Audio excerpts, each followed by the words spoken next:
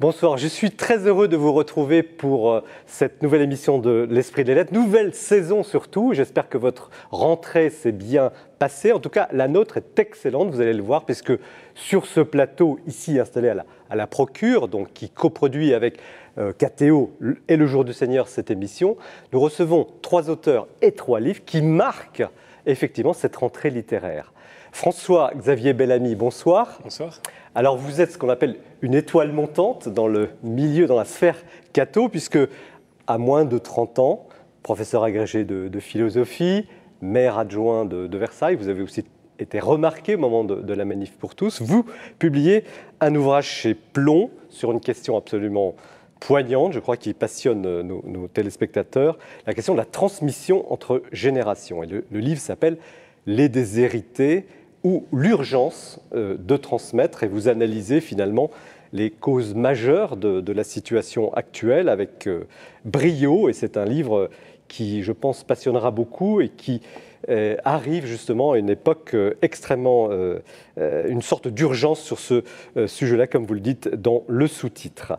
Arnaud Tessier, bonsoir. Bonsoir. Alors vous êtes un ancien élève de l'École normale supérieure, on a de l'ENA, mais vous êtes aussi un historien remarqué. Vous avez écrit beaucoup d'ouvrages, dont des biographies déjà bien renommées. On se souvient de celle de Péguy, celle de Lyotet, celle de Louis-Philippe également. Et là, vous arrivez chez Perrin avec une biographie sur Richelieu, l'aigle ou la colombe, ce Richelieu que tout le monde évidemment croit connaître, mais que vous décortiquer avec une méthode qui vous est propre. Il y a à la fois la minutie de l'horloger, donc l'historien qui va aller chercher et vérifier beaucoup d'éléments, et qui en même temps essaie de replacer, de donner du sens, à redonner un sens autre à cette vie de ce grand cardinal et homme d'État. Et c'est justement tout l'intérêt de ce travail, qui est aussi une méditation sur l'action politique, l'action d'un chrétien dans le monde politique, qui, je pense, à l'heure actuelle, a une vraie actualité. Emmanuel Carrère, bonsoir. Bonsoir. Alors, on ne présente pas Emmanuel Carrère parce que vous faites effectivement l'événement dans le grand public de cette rentrée littéraire avec cet ouvrage publié chez Paul, Le Royaume, qui, je dirais, après beaucoup de romans, d'essais que vous avez écrits, est un livre de maturité, parce que vous avez été chrétien, vous avez perdu la foi, et là, vous revisitez justement les sources du christianisme. Et ce livre, c'est un questionnement, c'est vraiment l'analyse de ce qui fonde la foi des chrétiens, mais en même temps, l'analyse des doutes sur cette foi chrétienne, sur l'Église. Et là, le livre est aussi redoutable parce que vous allez chercher assez loin, justement, ce qui peut fonder la foi de l'Église catholique en particulier. C'est un livre du temps, parce que je pense que vous n'êtes pas le seul, effectivement, à vous poser ces questions, à avoir cette fascination et en même temps cette répulsion, il faut le dire. Vous êtes extrêmement clair et sincère dans le livre. Et c'est un livre qui fait débat et nous allons en parler tout à l'heure. Donc vous voyez, une rentrée très riche. On est très heureux de vous offrir ce plateau et merci à nos 3 invités d'avoir accepté d'être là. Merci surtout de votre fidélité. Nous commençons en douceur avec l'actualité du libraire que nous présente chaque mois un libraire de la Procure, en l'occurrence ce mois-ci, Jean-François Rode.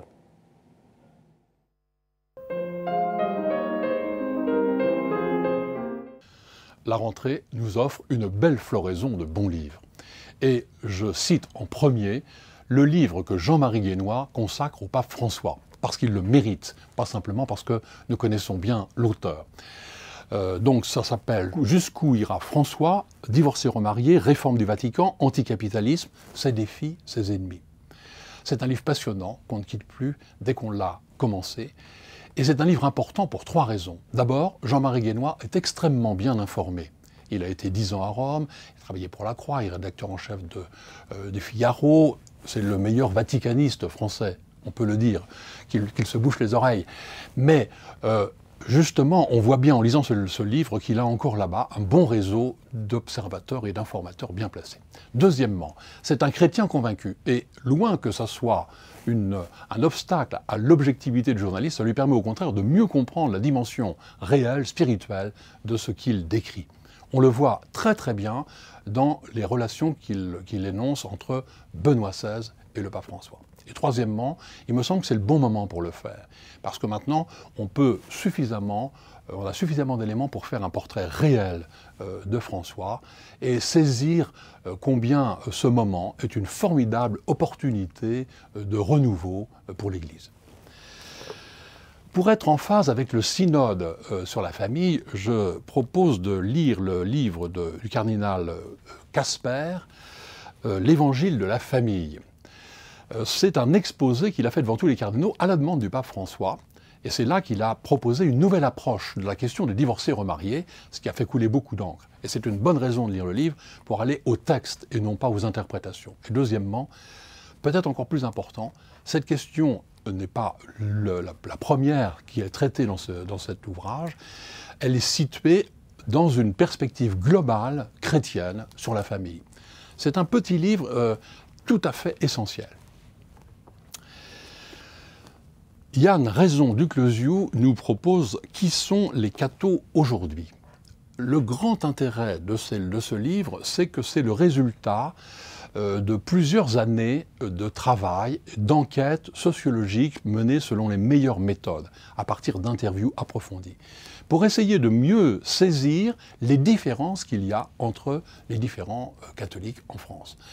Je ne peux pas vous dire tout ce que ce texte comprend, c'est très précis, très objectivé, et surtout, comme Lacroix l'a bien souligné, ça montre sûrement le besoin pour les catholiques d'endroits où ils pourraient débattre peut-être encore plus nettement, plus sérieusement, plus sereinement. Et on a un écho de ça avec un petit livre qui nous arrive d'Amérique, Matt Malone, Catholique sans étiquette. C'est un jeune jésuite qui a pris la direction de la revue America, c'est l'équivalent des études. Et en prenant la direction de la revue, il a déclaré qu'il n'utiliserait plus jamais les étiquettes conservateurs, progressistes, libéraux, traditionnalistes, pour que, en abordant les questions sérieuses qui doivent être débattues, on n'oublie jamais que l'on est dans une église de communion. C'est un petit texte vigoureux, extrêmement percutant, formidable. Romain Masneau, lui, nous propose l'Évangile à l'heure des femmes. Ce n'est pas un nouveau livre théorique ou plus ou moins polémique sur la place des femmes dans l'Église, c'est le récit de 11 expériences de femmes très différentes qui ont d'ores et déjà une place très importante dans l'Église parce qu'elles ont mis l'Évangile au cœur de leur vie. Un très beau livre, très tonique, on est très admiratif de ces parcours. Pour les historiens, mais pas seulement, en fait pour tous les chrétiens, Jacqueline Martin-Bagnodez a fait un livre pour les Juifs, Qui est Jésus ? Elle a eu la bonne idée de demander à des historiens juifs contemporains quel regard ils portaient, eux, aujourd'hui, sur le Jésus de l'histoire. Quelle était sa place dans les courants spirituels et politiques de son temps, et surtout la notion centrale, comment comprennent-ils la condamnation de Jésus? C'est un livre qui élargit beaucoup notre regard. Et je termine par un roman, celui de Bertrand Révillon, Dieu n'y peut rien, Tempête en Chartreuse. On connaît bien Bertrand Révillon, philosophe, journaliste, éditeur, il a dirigé Panorama, il a fait des livres d'interviews approfondis.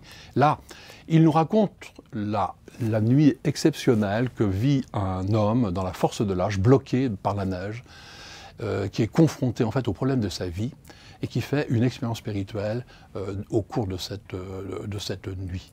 C'est très bien écrit, très enlevé, c'est parlant comme un roman et profond comme un essai. Merci Jean-François pour ce panorama. Il y a eu un petit moment de flottement ici sur le plateau, j'ai rougi et mes invités ont été très sympathiques. Donc François-Xavier Bellamy, vous êtes un philosophe, un professeur, vous enseignez, j'ai dit que vous étiez maire adjoint d'une grande ville, Versailles, mais votre métier c'est d'être devant des jeunes et vous êtes particulièrement confronté à ce problème de la transmission. Ce n'est pas une théorie, vous vivez chaque jour devant des jeunes élèves de prépa. Mais comment un professeur agrégé de philosophie, comme vous l'êtes, brillant, déjà connu, d'une certaine manière dans le système, mais à ce point en cause le système dans lequel il est? Précisément parce que j'en ai eu l'expérience de l'intérieur. Ce livre, il est né d'une interrogation qui vient directement de mon expérience de jeune enseignant et notamment de mon passage à la fois par l'IUFM C'est quoi l'IUFM ? L'IUFM, l'Institut universitaire de formation des maîtres, qui était jusqu'à il y a quelques années le lieu où étaient formés les jeunes enseignants pendant de très nombreuses années.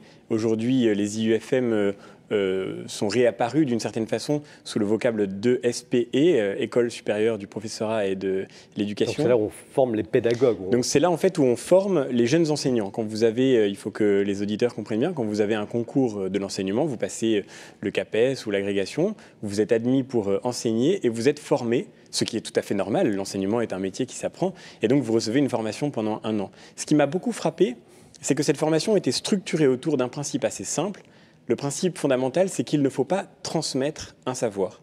On vous apprend à devenir professeur et en même temps on vous dit il ne faut pas transmettre. Parce que l'enseignant ne doit pas être dans une position de transmetteur. Il n'y a pas dans la classe, nous disait-on, quelqu'un qui sait et d'autres qui apprennent. Il faut que les élèves puissent être placés dans les conditions où ils vont pouvoir produire leur propre savoir. Il ne faut pas faire descendre vers eux une connaissance, une culture, une transmission qui viendrait de ce qui les précède. Il faut qu'ils soient les auteurs de la connaissance qu'ils produiront. Vous le saviez, non ? Ce n'est pas dans l'air du temps ? Je ne le savais pas. J'avais entendu parler évidemment de l'IUFM, j'avais entendu parler de la pédagogie et de ce qui se pratiquait dans l'éducation nationale, mais j'ai été, même pas d'ailleurs choqué, j'ai été profondément déconcerté par ce discours et je me suis demandé tout simplement d'où il venait.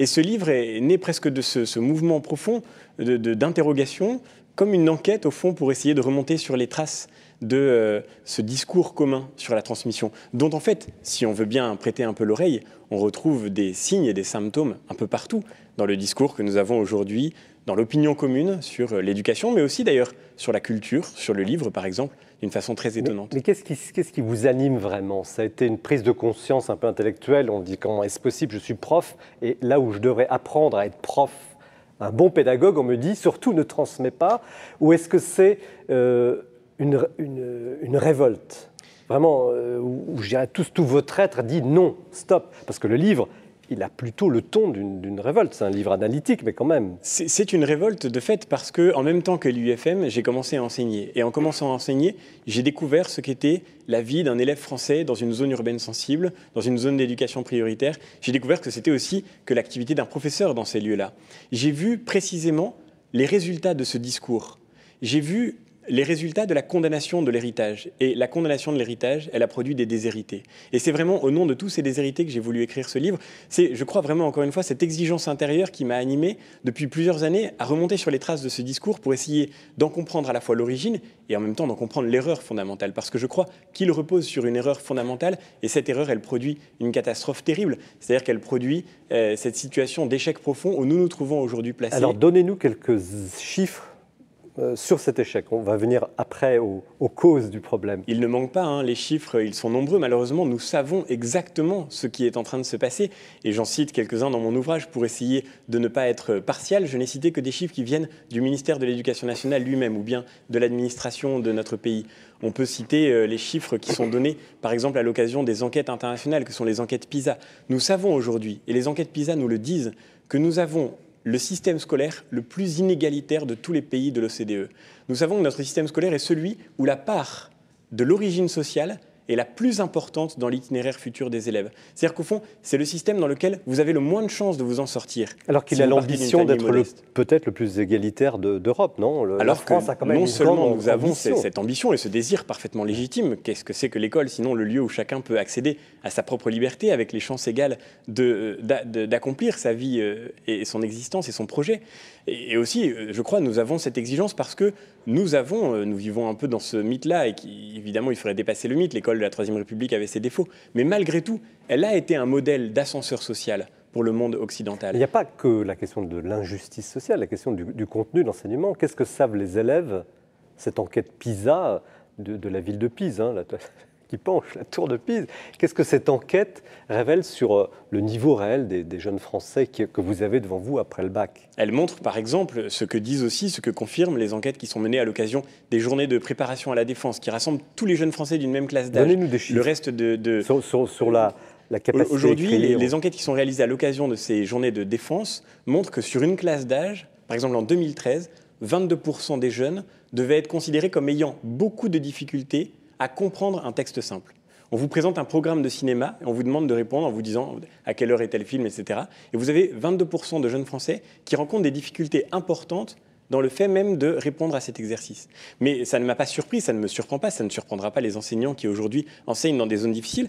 Moi, j'enseignais donc dans un lycée de zone urbaine sensible où j'avais entre la moitié et un gros tiers de mes élèves qui, dans des classes de terminale S et ES, ne savaient pas lire le français ou le lisaient très difficilement, comme la plupart des élèves que j'avais connus moi-même quand j'étais en CE1 ou en CE2. C'est-à-dire qu'ils avaient du mal à déchiffrer ou vous avez du mal à comprendre? Ils avaient du mal à déchiffrer. Voilà. J'ai mis plusieurs semaines à me rendre compte, je dois l'avouer, parce que c'était une expérience à laquelle je ne m'attendais pas, mais ils avaient du mal à déchiffrer un texte simple alors, et c'est là le plus grave, qu'ils étaient nés en France et qu'ils avaient fait toute leur scolarité en France.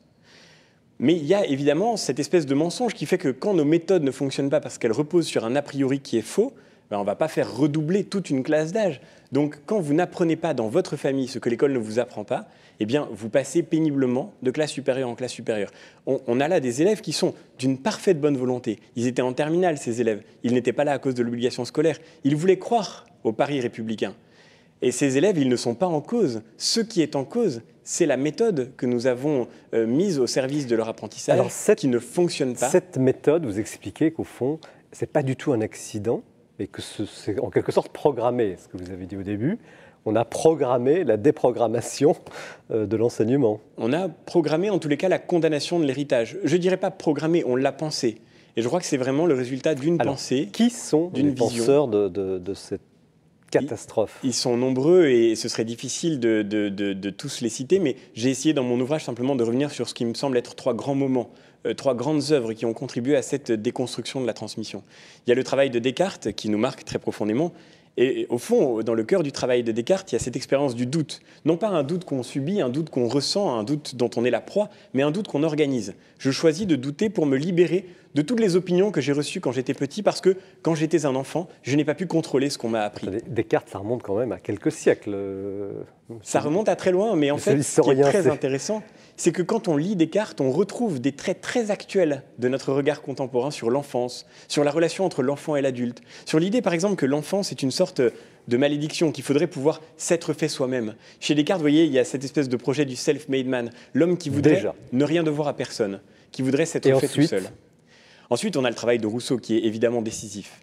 J'avais lu l'Émile quand j'étais étudiant, mais le relire comme enseignant m'a donné l'impression incroyable de découvrir le programme positif de l'éducation nationale d'aujourd'hui. À savoir justement le projet fantasmatique d'une éducation sans médiation. Parce que pour Descartes, parce que pour Rousseau, la nature, c'est ce qui doit être préservé dans l'enfant. L'enfant, c'est l'être à l'état naturel. Vous savez, aujourd'hui, la publicité utilise l'enfant comme un prescripteur, parce que l'enfant, c'est celui qui est encore resté dans sa spontanéité première. Cette idée d'une immédiateté qu'il faudrait restaurer. Et nous la restaurons aujourd'hui par tous les moyens, y compris par des moyens dont Rousseau n'aurait pas eu même l'idée, la prescience. Le numérique est aujourd'hui un moyen d'accéder de façon immédiate au savoir, et c'est la raison pour laquelle il nous fascine tant. Donc exit le maître, exit le professeur avec Rousseau, et ensuite ? Et ensuite, le dernier moment, c'est celui qui est le plus proche de nous, et celui que nous aurons le plus facilement à l'esprit sans doute, c'est le moment Bourdieu, avec notamment les héritiers qui sont publiés, Pierre Bourdieu, Pierre Bourdieu, c'était un sociologue français, un philosophe, qui publie en 1964, il y a exactement 50 ans, un essai avec Jean-Claude Passeron qui s'appelait Les héritiers. Un essai très violent, très instruit, en même temps très dense, dans lequel, avec une étude très précise du système scolaire français, il tente de montrer que la culture est un outil de ségrégation sociale. Et cela, encore une fois, nous l'avons profondément intégré. C'est Bourdieu qui, le premier, parle de la culture comme un capital dont on se sert dans la vie pour s'orienter dans l'existence.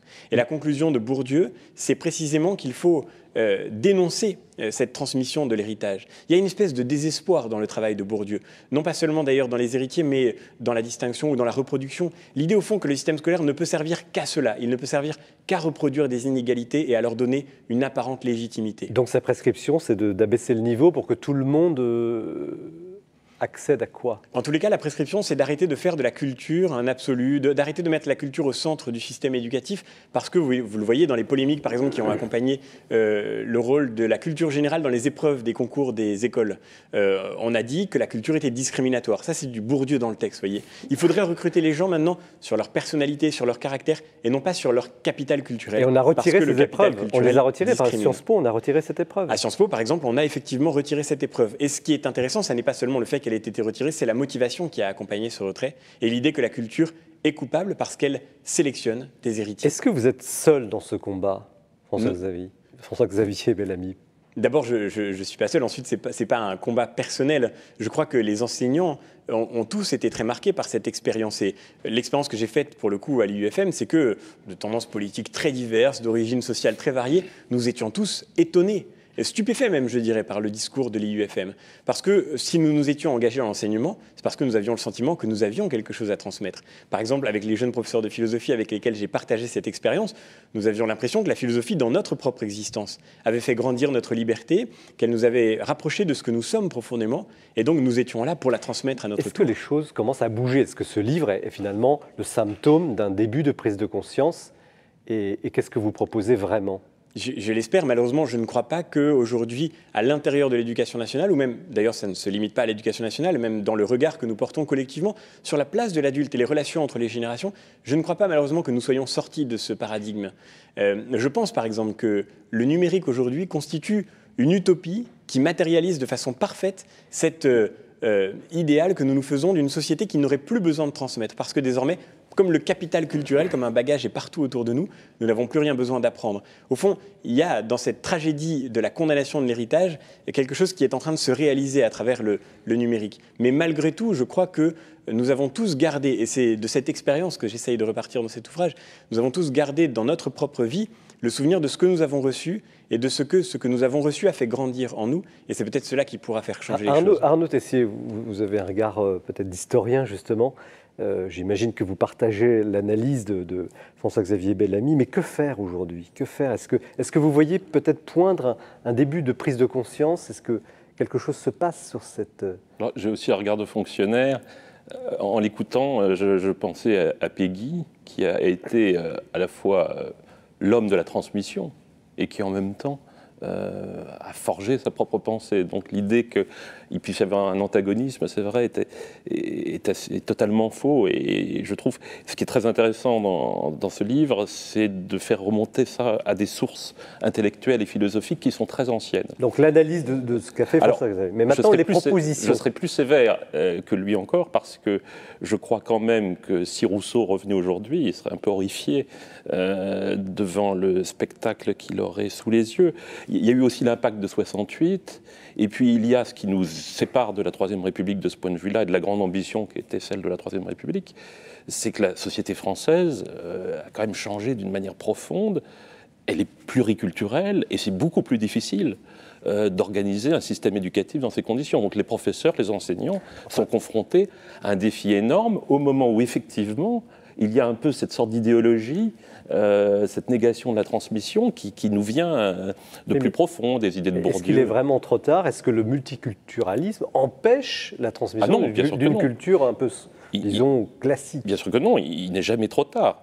Mais je pense qu'il faut essayer de revivifier ce qui a été le fer de lance quand même de l'œuvre intégratrice de la République et de la tradition républicaine. Donc revivifier l'école. Le système des bourses, le système du mérite, le système du concours, je suis désolé, le système du concours. Mais les contenus aussi, non? Et les contenus aussi, bien sûr. Oui. Emmanuel Carrère, comment vous voyez ça, vous, comme romancier Pas spécialement comme romancier. Non, je pensais en vous écoutant, il y avait une phrase qui symbolisait ça, qui disait ça assez bien. C'était dans le très beau film de Marguerite Duras qui s'appelle Les Enfants, dans lequel il y a comme ça une espèce de grand enfant un peu à la fois naïf et génial, Ernesto, qui ne veut pas aller à l'école. Et il ne veut pas aller à l'école, il dit, parce que à l'école, on veut m'apprendre des choses que je ne sais pas. Et voilà, ça résume un peu ce que vous dites. Non, la question que je me posais aussi en vous écoutant, vous décriviez, vous, ainsi que d'autres jeunes professeurs, enfin en formation comme ça, qui au fond, que vous décrivez, là, pour la plupart, heurtés ou troublés par cette espèce de choses qu'on vous demande de ne pas transmettre, ou de cette idéologie dans laquelle et je me demandais, au fond, c'est comme si vous décriviez quelque chose qui était imposé entièrement par-dessus, et contre quoi se rebellaient les professeurs eux-mêmes. Et je me demandais, vous, par exemple, dans l'exercice de votre métier de professeur, comment est-ce que vous arrivez justement à contourner ça, à trouver moyen, au fond, d'enseigner comme vous souhaitez enseigner. Est-ce que c'est une question vraiment purement personnelle, enfin de façon de vous y prendre vous, et en gros, quelle marge vous avez, quoi? On a aujourd'hui, et encore une fois, je pense pas qu'on soit face à une idéologie malfaisante. Enfin, c'est une vision de l'éducation qui a sa générosité, je crois, fausse, mais et c'est vrai qu'elle nous était pour le coup imposée, en tout cas dans notre formation, avec avec une vraie pression pour le coup. Cela étant dit, après, dans l'exercice du métier de l'enseignant, il demeure quelque chose qui aujourd'hui encore est très protégé dans notre système scolaire, qui est la liberté pédagogique. C'est-à-dire que l'enseignant est responsable de son enseignement. Et donc, on vous forme avec ces principes, on vous incite de façon très précise à les suivre, on vous demande de vous y conformer, mais ensuite, dans votre salle de classe, vous êtes devant vos élèves. Et devant vos élèves, eh bien, c'est à vous de prendre en charge la façon dont vous allez enseigner. Donc aujourd'hui, moi, c'est vrai que ce discours-là ne m'a pas empêché, comme avec beaucoup de mes collègues en philosophie en particulier, parce que c'est vrai que c'est des questions auxquelles nous sommes plus familiers que dans d'autres disciplines. Moi, j'ai gardé un enseignement qu'on caractériserait peut-être comme trop magistral. Enfin, vous voyez, en cours de philosophie, je fais un cours de philosophie, je ne commence pas par organiser des débats entre les élèves. Et le grand paradoxe, c'est que c'est cela qu'ils attendent, les élèves. Et donc, notre meilleur encouragement, c'est la soif que les élèves ont d'une parole qui vienne les instruire. Alors évidemment, il y a une résistance. Il y a cette réponse de l'enfant qui est très belle, parce que de fait, apprendre demande un effort. Ça demande de suivre un itinéraire comme de lire un livre. Ça suppose de prendre le livre de la première ligne, de le suivre jusqu'à la dernière. Il faut faire cet effort-là de la réception. Mais en fait, en réalité, quand on accepte de faire ce pas, ce choix de la confiance qui est le fondement de l'acte éducatif, en réalité, on en est infiniment plus comblé que quand on se laisse dissiper par une multitude d'activités éducatives dont on ne voit pas très bien la signification ultime. Mais qu'est-ce qu'il faudrait faire, Emmanuel Carrère, imaginons, vous êtes prof et vous êtes devant une classe, quelle serait votre priorité à vous? Non, je pense, cela dit, je ne sais pas très bien, mais non, j'essayerais de faire, si j'étais professeur de philosophie, je pense que je garderais présent à l'esprit ce qu'on vous dit, c'est-à-dire qu'on est là pour apprendre à des jeunes, des adolescents à penser par eux-mêmes, comme on dit. Mais effectivement, penser par eux-mêmes, ça se fait en sachant un peu comment d'autres ont pensé par eux-mêmes avant vous, évidemment. Très beau d'ailleurs, dans l'expérience de la philosophie, c'est qu'on nous dit souvent vous ne devriez pas faire lire des textes d'auteurs, vous devriez apprendre aux élèves à penser par eux-mêmes. Mais en fait, on sait très bien que c'est au contact d'autres auteurs, bien sûr, au contact des autres qu'on apprend à penser par eux-mêmes. Et l'historien Arnaud Tessier, apprendre, c'est apprendre d'autres. Alors, vous êtes dans l'histoire, dans l'héritage d'autres. Qu'est-ce que vous seriez devant une classe? Quelle serait votre priorité, vous? Je dirais que c'est d'essayer de voir le présent en relief, un petit peu, d'essayer de comprendre quelles sont les racines historiques de ce que nous vivons. Et c'est vrai que l'histoire, de ce point de vue-là, c'est fondamental. Mais c'est difficile, parce que le problème qui est soulevé par François-Xavier Bellamy, c'est les outils premiers. C'est-à-dire que le but de l'enseignement, c'est effectivement d'apprendre aux élèves à penser par eux-mêmes, et donc à se cultiver eux-mêmes, et à maîtriser les outils. Mais lorsque les outils de base ne sont plus présents, la tâche est impossible. Comment enseigner l'histoire s'il y a un problème même de maîtrise de la langue, de compréhension? C'est extrêmement difficile. Donc on est devant un seuil. Vous évoquiez la difficulté du métier d'enseignant. C'est une très grande solitude, le métier d'enseignant. On est seul. Mais c'est en plus difficile aujourd'hui que ça n'a jamais été. Et c'est pour ça d'ailleurs que plus personne, plus grand monde ne veut l'être. C'est quand même un des grands problèmes des concours. Je pense que c'est très vrai, sur quoi vous insistez là, que c'est vraiment une dimension très importante, de soustraire un peu à la tyrannie du présent, enfin, l'idée qu'il n'y a que le présent, et effectivement faire connaître un peu la simple, même pas le passé, mais la simple existence du passé. La profondeur des choses, un minimum de profondeur. Quel est l'enjeu de tout ça, François-Xavier Bellamy? Vous avez une formule choc qui dit je ne crains pas le choc des cultures, comme on le disait il y a quelques années, mais le choc des incultures. Qu'est-ce qui se présente devant nous maintenant? Je crois que l'enjeu est décisif à tous les niveaux. Il y a d'abord un enjeu évidemment pour les personnes qui nous sont confiées, parce que c'est vrai que les privés de cet héritage, c'est les privés de leur propre liberté, et c'est ce qu'on essaye de toucher du doigt à l'instant. C'est le titre, les déshérités. Il y a aussi évidemment un enjeu politique au sens large du terme, c'est-à-dire un enjeu pour la société dans son ensemble, parce que je crois que lorsque les outils essentiels de la rencontre avec l'autre manque, lorsque le rapport à la langue manque, lorsqu'en tous les cas il est trop pauvre pour permettre d'exprimer un sentiment personnel qui soit vraiment dit de façon singulière, comment est-ce qu'on se libère de ce qu'on ressent? Comment est-ce qu'on même on réussit à le formuler, à mettre des mots sur ce qu'on vit? De fait, je crois que la violence qui traverse la société contemporaine, elle est liée aussi pour une part à cette déculturation ou au retrait de la culture, à la pauvreté de nos langages, de nos vocabulaires, à la difficulté du coup que nous avons tout simplement à parler ensemble, à exprimer une opinion construite et raisonnée et à la mettre en relation avec d'autres, à prendre aussi de la distance. Et l'enjeu de la culture, c'est cette capacité de distance sur le présent, cette capacité de distance que nous pouvons avoir sur nous-mêmes. Donc il y a évidemment un enjeu politique décisif, je le crois profondément. Emmanuel Carrère, comment vous voyez l'enjeu de tout ça, au fond?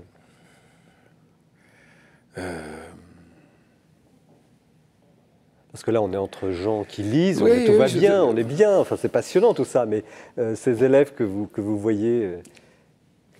Oui, j'aimerais effectivement voir les jeunes gens lire davantage, tout ça, mais je ne sais pas très bien comment il faut s'y prendre, à vrai dire. Arnaud Tessier?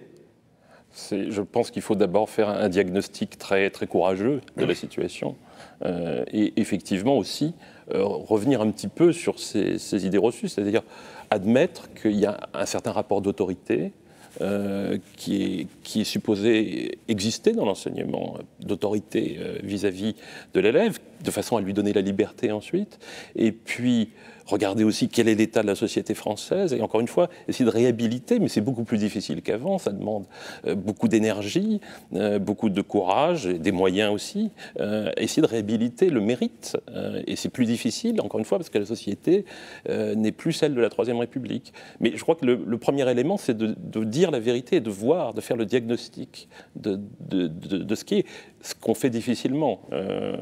C'est le mérite d'ailleurs de ce livre, tout à fait. Extrêmement éclairant.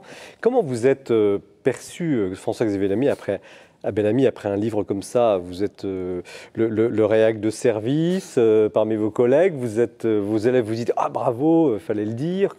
Quelle est la réception au fond de... J'espère que non. Non, j'ai fait lire d'ailleurs le texte à un certain nombre de mes collègues, encore une fois, en faisant exprès de le proposer à des collègues dont je sais qu'ils ont des opinions personnelles complètement différentes des miennes, sur un plan par exemple politique ou religieux. Non, je crois que ce livre vraiment n'a rien, enfin je ne pense pas qu'il ait quelque chose qui puisse entrer dans une étiquette. Il essaye simplement de rappeler quelque chose au fond de très simple. C'est que nous ne sommes pas nous-mêmes tout seuls, que nous ne sommes pas immédiatement nous-mêmes et que nous avons besoin de recevoir ce qui nous précède pour pouvoir accéder à notre propre personnalité. Et je crois que sur ce constat basique, je crois que beaucoup peuvent se retrouver parce que ça habite au fond notre propre expérience. Si on veut bien faire un instant, un rapide retour sur sa propre histoire, on est obligé de faire cet acte de reconnaissance envers ce qui nous a été transmis. Et donc j'espère en tous les cas que ce livre ne sera pas enfermé dans une case parce que en tous les cas le propos et le problème qu'il tente de saisir sont bien au-delà de ces étiquettes. Emmanuel Carrère, comment vous percevez ce jeune professeur? Oui, je vois.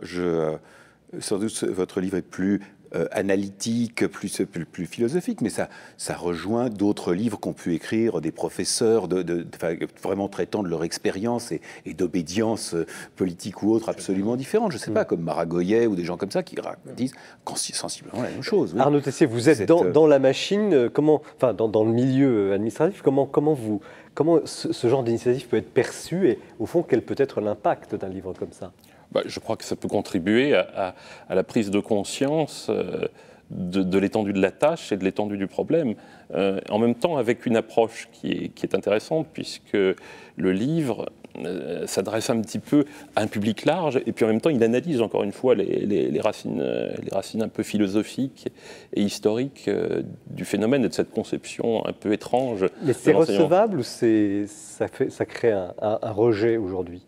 Vous savez, dans l'administration, dans le monde justement qui dirige au fond ces affaires-là. Vous savez, la question de l'éducation a failli perdre De Gaulle, hein, donc il ne faut pas oublier qu'il a même renoncé à réformer le ministère de l'Éducation nationale. Il y a eu après 68. Ça veut dire que c'est intouchable ou non, peut... mais c'est une tâche colossal, qui demande un courage intellectuel et un courage politique considérable. Et encore une fois, il y a des symptômes. Il y a la solitude des enseignants, qui est dramatique dans certains cas.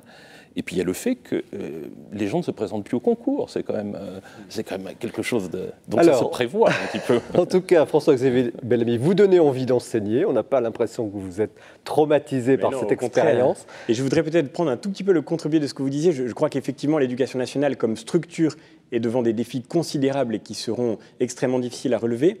Mais je pense qu'au fond, la chose n'est pas si compliquée que ça sur le fond, et que la première tâche peut-être d'un ministre de l'Éducation nationale devrait simplement être de dire à quoi sert l'éducation, à quoi sert l'école. Et au fond, nous avons une chance d'y parvenir parce que nous vivons l'épuisement de cette idéologie. Aujourd'hui, nous constatons devant l'évidence de la crise le besoin de changer de perspective, de regard sur l'éducation. Je lisais Et ça, votre livre y contribue. Merci. Merci beaucoup. François-Xavier Bellamy, donc Les déshérités ou l'urgence de transmettre, chez Plon, un livre de rentrée. Je vous disais que l'émission était sous le signe de la rentrée, un livre extrêmement stimulant. Mathilde Mailleux de la librairie La Procure, libraire, a dégoté pour la suite de cette émission un coup de cœur qui pourra, je pense, aider à vivre des personnes qui se posent des questions.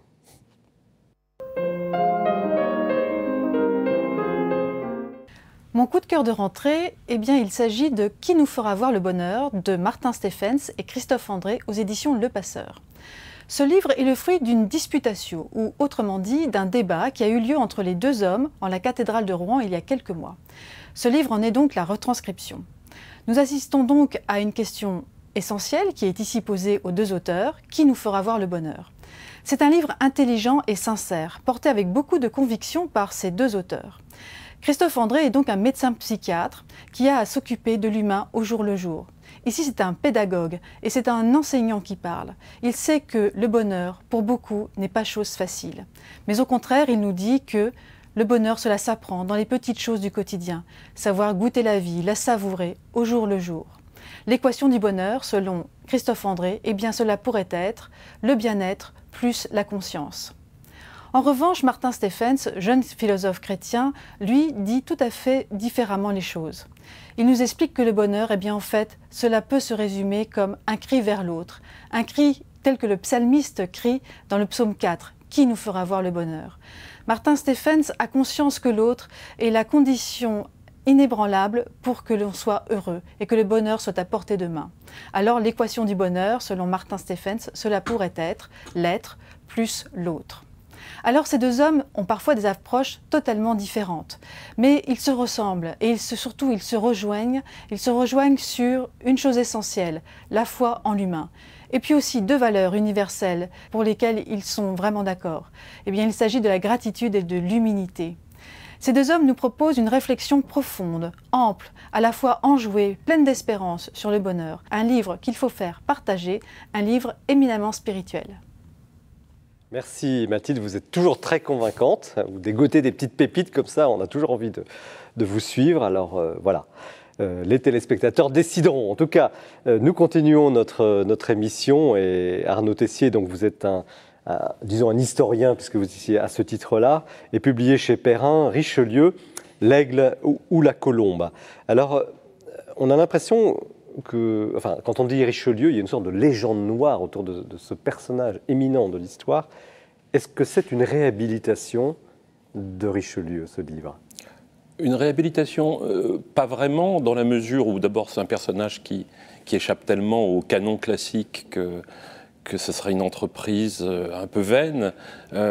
C'est plutôt un éclairage peut-être un peu différent ou une mise en lumière plus forte d'une dimension de Richelieu qui a souvent été négligée, en tout cas longtemps été négligée, même par ceux qui exaltaient l'homme d'État séculier, si j'ose dire. Quelle dimension ? La dimension religieuse, c'est-à-dire en réalité, alors ça a été dit dans les années 70 par un historien allemand qui s'appelle Wollenberg, qui a beaucoup centré son livre là-dessus, et puis il y a eu d'autres historiens qui depuis ont mis en lumière le fait que c'était non seulement un homme d'État, un politique, mais que c'était un évêque, un homme de la réforme catholique. Mais je vous entends, mais qui était Richelieu? Un politique ou un religieux? Les deux, c'est-à-dire que c'était un prêtre, un homme d'église, un homme de foi, mais qui concevait la politique et le monde à travers ce regard de prêtre, d'homme de foi et d'homme d'église. C'est ce que vous avez découvert? Enfin, découvert, il m'a semblé que ce n'était pas suffisamment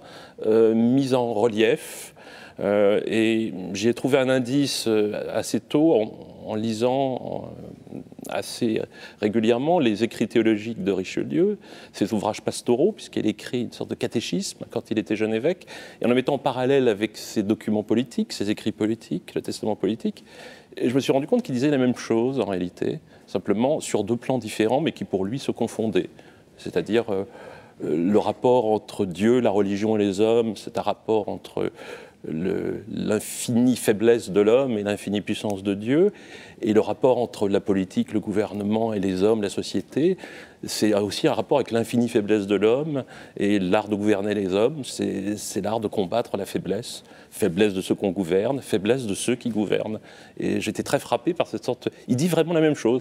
Il y a deux textes qui sont parfaitement contemporains, qu'il a composé vers la fin de sa vie, le testament politique et le traité de la perfection du chrétien. Et quel est le principe, il dit la même chose. Quel est le principe unificateur entre la faiblesse et puis celui qui est chargé de compenser cette faiblesse? Alors, c'est un peu aussi l'idée de l'aigle et la colombe, qui était cette sorte de parallèle qu'il emprunte à Saint-Augustin et qui était au cœur de son premier sermon d'évêque, quand il avait... Il se décrivait lui-même en parlant d'aigle et de colombe? Non, mais son premier sermon, en 1608, il avait 22 ou 23 ans. 23 ans, c'était exactement ça. La première partie du sermon, c'était un sermon théologique, et puis la deuxième partie, elle était compréhensible par tout le monde, et disait en substance, il rappelait, il faut savoir parler aux aigles et aux colombes, parce que ce sont deux... Les hommes sont quelquefois des aigles, quelquefois des colombes, c'est-à-dire des gens très intelligents, très cultivés, c'est aigle au sens de Saint Jean, et des colombes, la naïveté. Mais le point commun, c'est l'idée qu'il faut agir toujours, y compris comme chrétien et comme homme. Et donc en politique, comme dans le rapport à la foi et à Dieu, c'est l'action qui compte, et on est sauvé par l'action. Qu'est-ce que vous êtes en train de dire? Parce que le portrait quand même est élogieux, enfin, il est fouillé, etc., mais c'est quand même un homme, on ressort un homme, disons, fréquentable, intéressant. Mais quand même, Richelieu, c'est le siège de La Rochelle, c'est quand même... Enfin, là, je tombe peut-être dans des poncifs, mais vous dites l'action, principe unificateur, c'est l'action, mais l'action, elle peut être redoutable, violente, politique, sûr. La raison d'État, on n'est pas tout à fait dans la colombe. Ah ben, bien sûr, mais c'est un homme d'État, c'est un homme de guerre, de guerre civile. Oui, mais il est où? Je veux bien l'entendre, mais il est où, justement? Est-ce qu'il arrive à faire l'unité, ou est-ce que c'est inscrit? Parce que lorsqu'il fait le siège de La Rochelle et qu'il combat les protestants, il combat la puissance politique des protestants.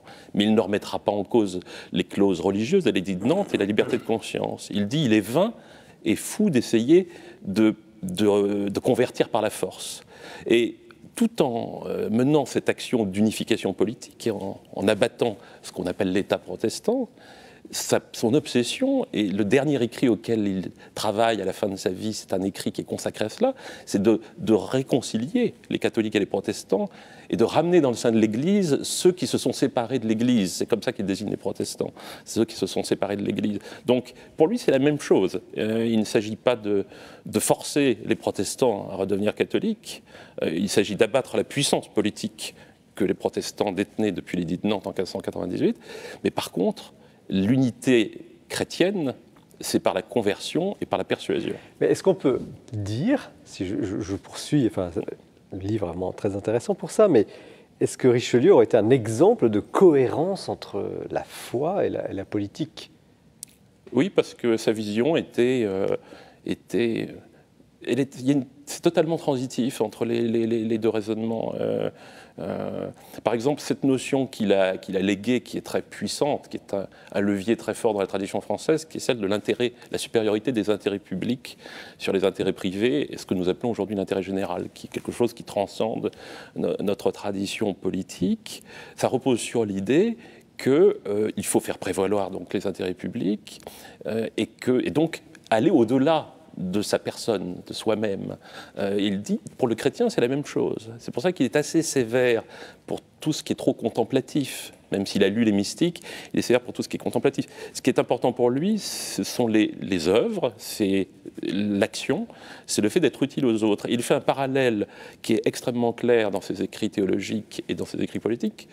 Il dit la charité, qui est la première vertu chrétienne, l'amour des autres. Eh bien, la traduction dans la société, c'est l'utilité sociale, c'est d'être en sa charge et de contribuer au bien commun. Et c'est absolument limpide. Et on voit très bien comment cette notion très sécularisée, très laïque de l'intérêt général qui fonde la tradition de l'État en France et de l'action publique vient d'une vision qui était totalement religieuse. Il n'y a pas une caisse noire quelque part où des effets collatéraux de cette politique qu'on mettrait un petit peu sous le boisseau? C'est-à-dire des effets... J'imagine, quand on est quasiment, il était chef d'État, il a quand même pas... l'aspect Colombe... Oui, mais en fait, Colombe, ce n'est pas tellement l'homme de paix. Les Colombes, par rapport aux aigles, c'est plutôt les gens qui n'ont pas la culture ou la puissance d'esprit, ceux qui, normalement, doivent entrer plus aisément dans le royaume. C'est pas tellement... Et effectivement, il était dur, mais il n'y a pas de contradiction. Nous avons une vision, je crois que ce qui biaise la vision que nous avons de Richelieu aujourd'hui, et c'est pour ça que nous le laïcisons de manière trop systématique, c'est que nous considérons qu'un homme d'église et un homme de foi, aujourd'hui, c'est forcément une personnalité un peu émolliente, c'est-à-dire quelqu'un qui est bon, qui est gentil. Non, il y a une phrase que j'ai mise en exergue du livre de Richelieu qui est terrible, qui est dit « ce n'est pas parce qu'un évêque fait bien sa tâche et qu'il donne l'aumône qu'il ne sera pas damné. S'il n'agit pas pour le bien commun, s'il ne déploie pas une énergie, et l'énergie quelquefois peut être dure, même les saints ont pu être des gens qui étaient capables d'une certaine dureté, eh bien, à ce moment-là, on peut être damné. Et c'est le message qu'il adresse à Louis XIII à la fin du testament politique. Si vous ne décidez pas, si vous ne tranchez pas, alors que vous avez charge d'âme, vous pouvez vous exposer à la damnation, en quelque sorte. Donc ça pose à la fois la question de la responsabilité de l'homme politique, mais aussi la question de son autorité. Comment gérer cette autorité? C'est une notion aujourd'hui, vous l'avez un petit peu évoqué tout à l'heure à propos au fond, de l'autorité de l'enseignant. Est-ce que c'est des choses que l'on peut encore entendre? Est-ce que Richelieu parle à notre société? Alors, les conditions dans lesquelles le pouvoir de Richelieu s'exerce sont des conditions très différentes de la société actuelle. Ce n'est pas une démocratie, c'est une monarchie, mais enfin, c'est une monarchie qui a ses faiblesses. Hein. Ce n'est pas un État centralisé avec le pouvoir qui descend du haut vers le bas aussi aisément qu'on peut l'imaginer. Là aussi, la vision de Richelieu de la monarchie est souvent caricaturée. Mais c'est surtout la connaissance intime de la psychologie humaine. Par exemple, Richelieu, qui était un homme puissant et qui a gouverné pendant 18 ans, était exposé à tout moment à la disgrâce et même peut-être à la mort, parce qu'il était suspendu aux influences qui pouvaient s'exercer sur Louis XIII et à la faiblesse dont Louis XIII pouvait faire preuve. Donc l'idée centrale de Richelieu, et puis il est exposé à ses propres faiblesses, il pouvait se tromper, il pouvait reculer devant certaines décisions. Il pouvait reculer devant la prise de risque, l'idée qu'il faut risquer de se tromper quelquefois. Il y a une phrase qui est très, très belle dans le traité de la perfection du chrétien, où il dit les scrupules, il parle des scrupules au sens ce qui retient quelquefois d'agir. Il ne faut pas que le chrétien soit trop retenu par l'excès de scrupules, parce qu'à ce moment-là, il oublie qu'il doit être utile, qu'il doit aimer les autres et agir pour... Et il dit, si Dieu s'est incarné, si le Christ est mort sur la croix, ce n'est pas pour perdre les hommes pour peu de choses. Et je trouve que cette formule dit tout ce que Richelieu signifie. C'est d'ailleurs, il faut avoir l'audace, quelquefois, de se tromper, quelquefois l'audace d'être impitoyable. L'Église de France, au moment de l'affaire des duels, dit à Louis XIII, renverser les autels de la miséricorde, parce que si vous êtes trop miséricordieux avec la haute noblesse, vous perdrez votre peuple. Quand il s'agissait d'interdire le duel. Voilà, et de même de condamner sévèrement ceux qui se battaient en duel par jeu, en quelque sorte, ou par une sorte d'interprétation de l'honneur dévié. Mais je reviens à la question de l'autorité. Est-ce que, bien que le contexte soit totalement différent, nous sommes d'accord, est-ce qu'il a aujourd'hui quand même une certaine pertinence? Est-ce que cette tentative, cette conscience de la responsabilité de l'homme politique en charge, Et également de l'action, vous insistez, vous le dites très bien, ce qui veut dire, action veut dire une certaine autorité, volonté d'agir. Est-ce que ça, c'est peut-être une des maladies de notre société ? Vous savez, il y a un passage au début du Testament politique qui est extraordinaire, où Richelieu fait la description de la France issue de la régence de Marie de Médicis au début du règne de Louis XIII, en disant que c'est une sorte de grand désordre. Personne n'est en sa charge, les grands gouverneurs de province font ce qu'ils veulent, le pouvoir du roi est contesté partout, et il est dévalué en Europe. Et il dit qu'il faut redresser tout cela. Et d'une certaine manière, il y a cette phrase qui est clé, qui est chez Richelieu toujours, c'est qu'il faut que chacun soit en sa charge et revienne en sa charge. C'est-à-dire, chacun doit accomplir la mission qui lui est impartie, à commencer par le prince. Ce qui suppose, l'autorité suppose une certaine conscience de ce qu'est la charge du prince, de celui qui gouverne dans une démocratie. Et donc, ça implique un certain nombre de traits de comportement. François-Xavier Bellamy, quelle leçon vous tirez aujourd'hui du témoignage et de la connaissance de cet éminent personnage Richelieu ? Il y a deux choses qui sont vraiment passionnantes. La première, c'est justement l'idée que chacun doit être en sa charge. Alors, il y a une version négative de cette affirmation. Il ne faut pas abandonner sa charge. Mais aujourd'hui, on pourrait dire que, en tous les cas de ma petite expérience d'élu local, que la pathologie de la démocratie contemporaine, c'est que tout le monde est à la charge des autres. Et que, d'une certaine façon, on n'arrive pas à se répartir les différents niveaux de l'autorité. C'est ce qu'on appelle parfois le millefeuille administratif. Aujourd'hui, on a le sentiment que tout le monde s'occupe de tout sans qu'on sache très bien qui est responsable de quoi. Et il y a peut-être déjà une sorte de clarification nécessaire qui pourrait nous être suggérée par cette devise de Richelieu. Et puis, la deuxième chose qui m'a beaucoup frappé, c'est effectivement que le centre de gravité de la politique est vraiment placé dans l'action. Et c'est d'autant plus frappant que vous regardez Richelieu justement comme un chrétien, comme un théologien. Aujourd'hui, je crois que les chrétiens en particulier, mais les Français en général, ont tendance à considérer que la politique est d'abord l'exercice de la parole. Et chez les chrétiens en particulier, il y a l'idée que la politique doit être l'occasion d'une parole publique, d'un témoignage public, et que c'est là, en fait, le centre de gravité de l'action politique ou de la vie politique. Et Richelieu nous montre que la responsabilité politique se joue, non pas d'ailleurs même essentiellement, mais exclusivement dans l'action. Et que la parole, en fait, n'est pas du tout l'attribut propre du politique. Et donc, il y a quelque chose de passionnant, je trouve, dans la perspective que ça peut donner sur l'expérience politique. Emmanuel Carrère, les chrétiens parlent trop, n'agissent pas assez. On en verra tout à l'heure avec Saint Paul. On ne va pas défendre le sujet, mais quand même pour réagir à ce qu'il vient de dire. Je pensais en vous lisant, en vous écoutant, je pensais à l'image qu'on a de Richelieu, qu'on tient quand même tous d'Alexandre Dumas, qu'on tient des Trois Mousquetaires, de l'histoire des Ferrets de la Reine, donc qui est ce personnage tout de même très machiavélique, très retors, qui est quand même à la tête d'une espèce de milice que sont les gardes du cardinal, qui passent leur temps, qui effectivement veulent empêcher les duels, à quoi évidemment les personnages de Dumas s'adonnent avec grand plaisir, et Dumas les en approuve, et donc c'est quand même le méchant vraiment Richelieu, dans le fourbe, le tortueux, celui qui est l'homme des coups tordus, quoi. Et ce que je me demandais, c'est si cette image très romanesque, très forte de Richelieu, c'était vraiment purement une invention de Dumas, ou c'était je ne parle pas du vrai Richelieu, dont vous faites très bien le portrait, ou si au temps de Dumas, il y avait déjà, il y avait une espèce d'imagerie, vous voyez, qui présentait Richelieu comme ça, si ça a été quelque chose d'assez constant de... C'est sûr qu'il y a une tradition qui vient du XVIIIe siècle et que la tradition romantique a exagéré, qu'effectivement l'homme rouge. Mais dans les Trois Mousquetaires, le texte lui-même, parce que souvent l'interprétation de Dumas va beaucoup plus loin, il parle quand même de la puissance morale de Richelieu. Et puis, Dumas a eu un remords parce qu'il a composé un roman qui est moins connu et qui n'était publié comme tel qu'après la guerre en 1945, auquel on a donné le titre du Sphinx rouge, et dont le héros est Richelieu. Et il dit au début, dans la préface, Dumas, en réalité, le héros de ce livre, cette fois, c'est Richelieu, c'est le vrai héros de l'histoire de France. Il ne sera pas question des Trois Mousquetaires. Et voilà l'aventure étonnante. Et c'est un portrait tout à fait positif. Par contre, où Dumas laisse de côté, pour toutes sortes de raisons, la dimension religieuse. Ça c'est un petit peu perdu.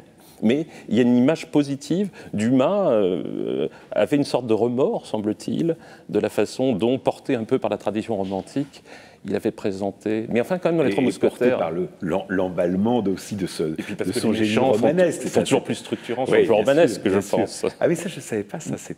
Le Sphinx rouge, c'est un livre étonnant. J'ai très envie de le lire, ce Sphinx rouge. Ah oui, c'est très étonnant. Mais cette dimension religieuse qui se perd, est-ce que ce n'est pas, au fond, aussi l'effet de l'inventeur de la laïcité? Parce que, paradoxalement, ce religieux politique a inventé une séparation peut-être non, ça c'est... Et l'intérêt public, la place de l'État, non? Il y a eu un mouvement de sécularisation qui n'est pas porté seulement par Richelieu. C'est-à-dire, lorsque Richelieu est un homme de son temps, en ce sens qu'il considère que la papauté, comme institution, ne doit pas intervenir de manière excessive et in rebus temporalibus, c'est-à-dire dans les affaires temporelles. Mais il a une vision très, très chrétienne de la société et d'une monarchie qui est chrétienne. Au fil du temps, il y a eu une sécularisation et puis une laïcisation, et la Troisième République a récupéré l'image de Richelieu, ça c'est tout à fait exact, en le laïcisant à travers, parce qu'il a légué quand même cette force incroyable de la prééminence des intérêts publics, héritage d'ailleurs qui est un peu écorné aujourd'hui. Alors François-Xavier Bellamy, vous êtes en situation d'élu, comment, et vous êtes aussi, vous ne vous en cachez pas, chrétien, comment vous vivez cette double appartenance, si je puis dire, et au fond, comment se pose aujourd'hui cette question de la laïcité, la séparation ou de la bonne cohérence, la bonne intelligence entre une action personnelle dictée par une conviction, mais aussi des intérêts et des exigences de biens publics? Je suis évidemment extrêmement loin de l'expérience de Richelieu Pas encore, et de sa responsabilité. Il a démarré jeune, hein, Richelieu, en 22 ans. Dans tous les cas, je crois que le contexte est complètement différent. Aujourd'hui, je ne vois pas qu'il y ait une tension particulière. En tous les cas, dans mon expérience, moi je suis élu depuis maintenant 6 ans. Vous êtes élu à quel âge? À l'intérieur d'une équipe, j'ai été élu à 22 ans. Donc j'ai été élu adjoint au maire à Versailles. Et vous ne vivez pas de tension, même dans ce que j'évoquais au début, le passé récent, les manifs pour tous, vous n'avez pas senti de tension? Je crois que la vie politique locale, c'est d'abord une prise en charge très concrète de l'expérience de ceux qui sont tout près de nous, qui vivent la même réalité que nous, dans cette proximité qu'est une ville, par exemple, et la prise en charge des questions qu'ils se posent, des problèmes qu'ils rencontrent, et bien souvent, il faut le dire aussi, des détresses qu'ils traversent. Et où s'articule votre conviction et votre responsabilité? La responsabilité, elle est celle d'être justement véritablement donnée à l'action, qui est le lieu de la générosité, où précisément ne pas se donner totalement serait un contre-témoignage. Et peut-être le chrétien ou celui qui accepte de se reconnaître comme tel dans la vie publique, parce qu'on est souvent interrogé sur ce point, il a une responsabilité particulière parce que du coup son action n'engage pas que lui, elle engage aussi à travers lui une tradition, une famille spirituelle qui est regardée. Mais en réalité, dans l'expérience concrète, moi je m'occupe par exemple, je sais pas, des questions d'emploi ou des questions d'enseignement. Quand vous avez à travailler sur les questions qui sont liées à l'emploi dans votre ville, à essayer de trouver des solutions, d'inventer des modèles qui permettent d'apporter une réponse à des questions très cruciales et dans lesquelles toute l'épaisseur humaine se trouve engagée. En fait, en réalité, la question qui est posée, c'est celle de savoir si vous êtes suffisamment hardi, suffisamment audacieux, suffisamment imaginatif, suffisamment capable de travailler aussi avec d'autres pour pousser des projets efficaces jusqu'au bout. La vraie question n'est pas celle de votre vie spirituelle initiale, de vos positions personnelles de départ. Emmanuel Carrère, nous vivons dans une société qui crée du clivage là où il pourrait ne pas nécessairement y en avoir. Est-ce qu'il y a un vide d'âme, selon vous, dans ce personnel, dans cette société française? Est-ce que on va peut-être y venir tout à l'heure avec votre livre, mais est-ce que, au fond, ce que vient de dire François-Xavier Bellamy et ce qui apparaît à travers ce personnage de Richelieu, est-ce qu'on ne manque pas de quelque chose aujourd'hui? On irait chercher. Non, mais justement parce que vous êtes un peu en dehors de ça. Et c'est ça, la conviction, la place de la conviction dans l'action. Un vide d'âme. Écoute, je sais pas. Je sais pas. Je passe mon tour là.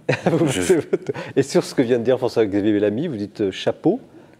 Ah ben, surtout ce qu'il dit sur la prééminence de l'action et la compatibilité de ça avec l'engagement chrétien, je suis tout à fait d'accord. Oui, oui. Et Arnaud Tessier, devant le témoignage de notre invité, qui essaie de vivre finalement à sa mesure et au niveau local ce genre de choses, alors je me pose la question entre ce qu'il vient de dire et puis ce que vous avez mûri à travers ce livre. Est-ce qu'il y a une recette, le mot est peut-être un peu faible, pour les temps qui viennent, où on se dit, mais les hommes politiques, sur quoi reposent-ils, où sont les valeurs, où sont les boussoles? Je crois qu'il y a deux choses. D'abord, il y a un problème, c'est qu'on est en France, dans un pays où il y a un besoin de sacralité du pouvoir. Alors c'était religieux autrefois, et puis ça a été porté, on l'a vu avec De Gaulle et la Ve République, par la nation, l'État. La nation et l'État. Aujourd'hui, il me semble que, et ça c'est commun à toute la classe politique, je le crains, qu'il y a une perte de conscience de ce que représente l'État. On pense à l'État-providence, on pense à une sorte d'État un petit peu insinuant qui est partout, et on oublie qu'il y a une sorte d'État plus substantiel qui vient du fond de l'histoire et qui est fondé sur cette idée de prévalence de l'intérêt général, c'est qui suppose une certaine cohérence effectivement dans l'organisation politique et administrative qui n'existe pas aujourd'hui. Mais là-dessus, je pense qu'il y a une prise de conscience. Enfin, j'entends souvent des personnalités politiques dire des choses, et quelle que soit leur origine, qui me font un petit peu peur, qui ont une vision complètement décalée de ce que peut être l'État dans ce sens-là. C'est-à-dire pas trop personnalisé. Pas l'État tatillon, etc. Mais l'État comme la transcription juridique, matérielle, une sorte de force d'énergie qui porte l'intérêt général.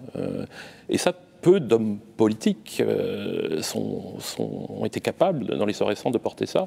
J'en ai connu un, qui était Philippe Séguin, qui était habité par cela, parce qu'il sentait intuitivement ce qu'est l'État et ce qu'est l'exercice d'une fonction tribunicienne, si j'ose dire. Et je crains, je ne parle pas pour la génération de François-Xavier Bellamy, et surtout pas pour lui, mais je crains que dans le milieu politique, toutes tendances confondues, cela ne se soit beaucoup perdu.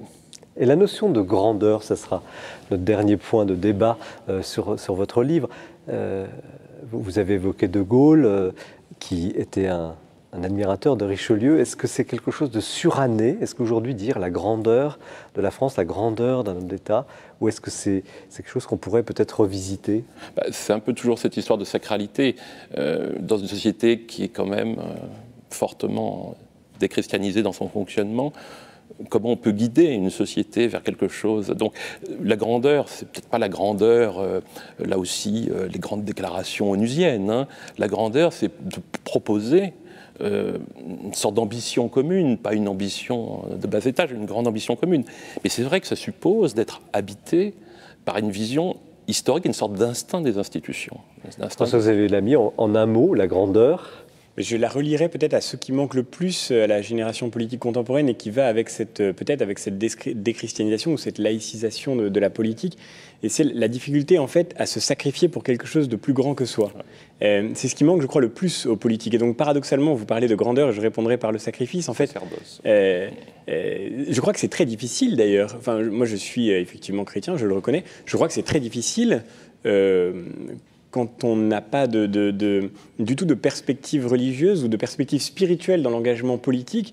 Je pense que ça doit supposer un effort personnel beaucoup plus grand pour accepter qu'il y ait quelque chose de plus grand que nous et qui mérite qu'on sacrifie sa carrière, qu'on sacrifie son intérêt personnel dans le combat politique. On décrit souvent la religion comme l'ennemi de l'engagement politique ou comme une menace, mais en fait, je crois que de ce point de vue-là, elle peut aider à retrouver le sens de l'État et ça peut être un témoignage. Merci à vous trois, merci à Arnaud Tessier pour ce Richelieu, l'aigle qui nous a fait voler, qui nous a fait découvrir aussi à la fois cette grande saga historique, mais aussi les questions pointues qui sont posées. L'aigle et la colombe, donc, de sous-titre Richelieu, chez Perrin.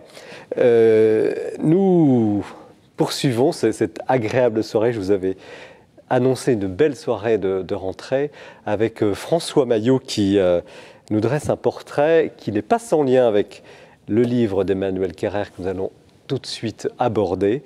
Donc François Maillot.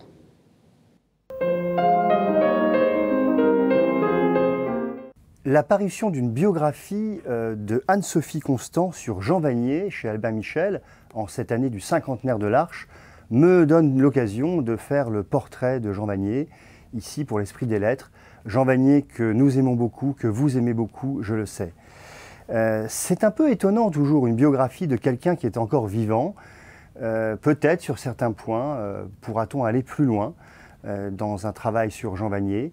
Mais en tout cas, Anne-Sophie Constant s'en sort très bien dans un livre très alerte qui vraiment donne la mesure du personnage.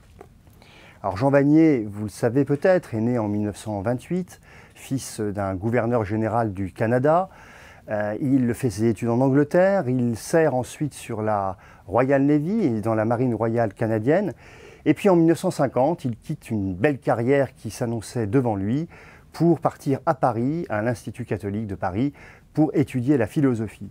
En 1964, ce sera avec le père Thomas Philippe, son père spirituel, la fondation de l'Arche. En 68, Feu et Lumière, avec Hélène Mathieu. Et au fond, sa vie consacrée à l'accueil des personnes handicapées, au fait de vivre avec eux et avec elles au quotidien. Jean Vanier a une œuvre immense, la preuve, ce dernier livre qui vient de paraître, L'Arme de silence, une méditation, c'est aux Presses de la Renaissance avec de très belles photographies, une œuvre immense qui au fond peut s'articule très profondément à l'expérience de Jean Vanier à l'Arche. Jean Vanier n'est pas un intellectuel, ce n'est pas un théoricien, c'est un homme qui a pratiqué la charité en acte toute sa vie et qui a pu en tirer un suc extraordinaire dans ses livres. Par exemple, dans ce livre édité aux Presses de la Renaissance, également, Hommes et femmes, Dieu les fit, Jean Vanier, en partant de son expérience de l'Arche, livre un texte magnifique sur le mariage, sur le couple, sur la sexualité, qui s'adresse évidemment à tout le monde. Pour Jean Vanier, toute personne est une histoire sacrée. Et c'est le titre d'un très beau livre qui est paru chez Plomb il y a quelques années, où au fond, Jean Vanier passe en revue toutes les étapes de la vie, de la construction à la mort, de l'enfance à la vieillesse. Et c'est un livre tout à fait remarquable. Chaque personne est sacrée. Ce thème est aussi le thème d'un très beau livre qui s'appelle « Accueillir notre humanité », où Jean Vanier évoque des thématiques universelles, comme celle du pardon ou celle de la solitude. Et puis, au fond, ce que nous propose Jean Vanier, c'est de faire la vérité sur nous-mêmes pour pouvoir nous accueillir nous-mêmes et pour pouvoir accueillir l'autre. C'est ce que l'on trouve dans un très beau petit livre publié chez Parole et Silence qui s'appelle « La source des larmes ». C'est originellement une retraite de 6 jours et au bout de 6 jours, je crois qu'on a changé.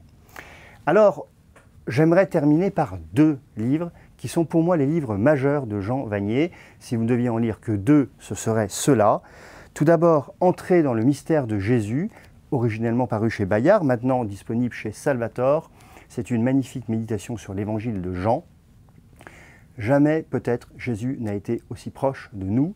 Le passage sur le chapitre 4 de Jean, sur la rencontre avec la Samaritaine, est un des textes les plus bouleversants de la littérature spirituelle du XXe siècle. Et puis un livre que j'affectionne particulièrement, qui a été publié aux éditions Fleurus Bellarmin, La communauté, lieu du pardon et de la fête. Toujours en partant de son expérience de vie avec les personnes handicapées, Jean Vanier montre le rôle essentiel de la communauté dans la construction des uns et des autres, dans l'accueil des uns et des autres, dans leur fragilité. C'est également une très belle méditation sur l'autorité. Et je crois que les politiques, les responsables d'entreprise, mais aussi les pères et mères de famille, peuvent beaucoup apprendre dans ce livre. Je sais qu'Emmanuel Carrère aime Jean Vanier et l'Arche. À la fin du Royaume, il y a des pages absolument magistrales sur l'Arche, sur une expérience qu'il a faite. Je crois véritablement qu'avec Jean Vanier, dans finalement l'accueil de la faiblesse de chaque personne humaine, il y a le cœur du christianisme. Merci François pour ce portrait magnifique de ce personnage, effectivement, que nous aimons beaucoup, Jean Vanier, qu'Emmanuel Carrère connaissait. Donc, vous publiez chez Paul Le Royaume, un roman, livre, essai, difficile à définir justement, c'est l'intérêt du livre, autour d'une expérience. Vous avez été chrétien, vous ne l'êtes plus. Vous revisitez quand même ces sources chrétiennes, et c'est tout l'objet du livre. Mais qui êtes-vous, Emmanuel Carrère? Êtes-vous un ancien chrétien ou un chrétien en veille, en attente? Ah non, je suis un incroyant complet. Hein. Mais j'ai été à un moment de ma vie chrétien, et pas spécialement quelqu'un grandi dans le christianisme, dans un christianisme très distrait, mais à un moment, un converti, avec ce que ça peut impliquer d'exaltation et aussi de raideur, de dogmatisme, de choses comme ça. Ça correspondait à un moment d'extrême désarroi dans ma vie. Ça a duré quelques années. Quand j'ai commencé à aller mieux, j'ai plus du tout éprouvé le besoin d'être chrétien. J'ai absolument cessé de l'être. Ça s'est arrêté comme ça. Mais je garde néanmoins un sentiment oui, en tout cas d'amitié pour le christianisme, pour beaucoup de figures chrétiennes, et le désir m'est venu, mais il y a assez longtemps, d'essayer d'écrire quelque chose sur au fond, ces textes auxquels à un moment, ces textes du Nouveau Testament, et ça, c'est des évangiles que j'ai voulu lire à un moment comme la parole de Dieu, et en cherchant absolument à y conformer ma conduite, sans grand succès, mais enfin c'était ça que je souhaitais. J'ai voulu les lire du point de vue de celui que je suis maintenant, c'est-à-dire que je ne suis pas du tout un historien de formation, hein, mais tout de même dans une lecture historiciste, voilà, qui essaye de savoir comment il y a quand même, excusez-moi, cette histoire a pris 640 pages, il y a une énergie, une maturité, une méditation, un investissement qui va plus loin que la seule enquête un petit peu intellectuelle que vous nous décrivez. Il y a quand même quelque chose en vous, me semble-t-il, je vous pose la question, une recherche profonde quand même, qui subsiste. Bien sûr, bien sûr. Non, et encore une fois, il y a il y a un rapport de proximité, j'espère même d'intimité avec le christianisme. La chose délicate quand on écrit un livre de ce genre, c'est que, si vous voulez,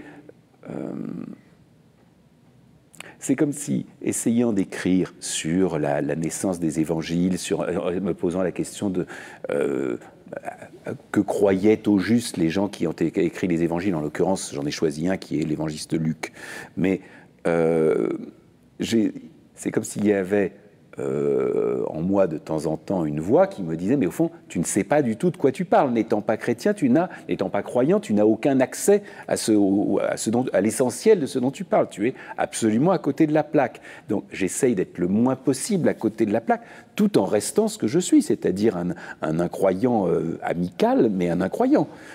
Et donc, ce livre essaye de se situer le plus près possible de la frontière, mais sans la franchir. C'est une position délicate, hein, j'en suis bien conscient. Quel est le statut, j'aime pas la formulation de la question, mais acceptez-la s'il vous plaît, quel est le statut de ce livre dans votre vie?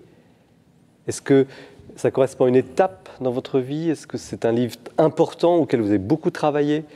Ou est-ce que c'est un autre livre? Non, c'est un livre auquel j'ai travaillé quand même pendant plus de 7 ans et qui rend compte d'une expérience qui dure de plus de 20 ans. Donc c'est un livre évidemment auquel Et puis, ça correspondait aussi à l'idée que il n'est pas vain à un moment donné de se poser la question de où en suis-je par rapport à cette affaire-là, à cette histoire-là. De tourner un peu autour, d'essayer. Il y a eu un déclic quand même pour vous y remettre? Où en suis-je par rapport à cette affaire-là? Il y a eu un moment où vous vous êtes dit, tiens, oui, quelque chose de tout à fait séculier et profane. C'est qu'à un moment, on m'avait proposé de travailler à une série télévisée et je cherchais un sujet de série télévisée et je me suis dit à un moment que ça serait une bonne idée de faire un truc sur les premières communautés chrétiennes et j'ai commencé à relire les lettres de Paul et à lire les Actes des Apôtres qu'à vrai dire j'avais jamais lu en me disant je vais faire ce que dans le jargon de l'audiovisuel on appelle une Bible. Une Bible, c'est le document dans lequel on définit ce que sont les enjeux narratifs d'une série, ses personnages, tout ça. Et assez vite, je suis retombé dedans en me disant, mon Dieu, comme c'est passionnant d'écrire là-dessus. Au point d'ailleurs que j'ai très vite abandonné l'idée de travailler à une série, parce que j'avais envie de m'en occuper tout seul et pas d'avoir 50 personnes sur le dos me disant comment il fallait faire. Alors comment avez-vous travaillé? J'ai travaillé comme tous les gens qui travaillent sur le Nouveau Testament, c'est-à-dire d'abord avec les lettres de Paul et les actes voilà, l'un à côté de l'autre, enfin, avec le Nouveau. Finalement, vous avez les sources primaires, si on peut dire pour ça, sont quand même pas nombreuses. C'est ce qu'on appelle le Nouveau Testament. Ensuite, j'ai lu, comme tout le monde, des kilomètres et des kilomètres de livres d'histoire, d'exégèse, de choses comme ça. Mais les textes de base, ils sont finalement peu nombreux. Tout le monde a affaire aux mêmes. Et l'idée était de les lire, au fond. Quand je dis en romancier, ça ne veut pas dire en auteur de fiction du tout, mais en me disant que les gens dont il était question là, avant d'être des saints avec des auréoles, étaient des hommes avec des caractères, des petitesses aussi, qui n'empêchent pas la grandeur de ceux qu'ils portaient et par quoi ils étaient portés. Mais voilà, c'était des hommes faillibles, querelleurs, et que ça pouvait se raconter comme ça, que c'était aussi... voilà, que c'était aussi des personnages. Et qu'avez-vous redécouvert, si vous avez redécouvert quelque chose ?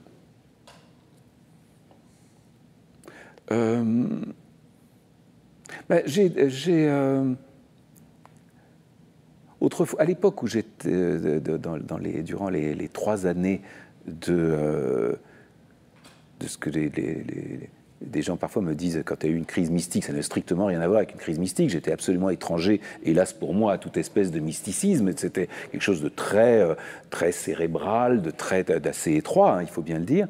Mais à cette époque-là, je me livrais à une espèce d'exercice dans l'espoir de progresser, qui consistait à commenter chaque jour pendant 1 heure ou 2 un verset de l'évangile de Jean. Et donc, voilà, il y avait une espèce de familiarité qui s'était faite. L'évangile que j'ai choisi par la suite, enfin, l'évangéliste que j'ai choisi comme fil rouge, sinon comme héros de ce livre, est Luc, pour pas mal de raisons. Et enfin, une des choses qui m'ont frappé, c'était que... quand même, dans chaque évangéliste a un peu sa spécialité. Et Luc est quand même l'auteur d'un certain nombre de choses qui ne se trouvent que dans son évangile à lui, dont il serait hâtif de déduire pour autant qu'il les a inventées, mais en tout cas qui sont ses créations propres, ses variations propres sur des thèmes donnés par Jésus. Et quelques-unes de ces histoires sont parmi vraiment les plus grandes... les plus grandes choses du christianisme, les grands tubes, si je peux dire, du christianisme. C'est le bon samaritain, c'est le fils prodigue, ce sont les évangiles de l'enfance, c'est la rencontre d'Emmaüs, enfin toutes ces choses-là. Ça m'a évidemment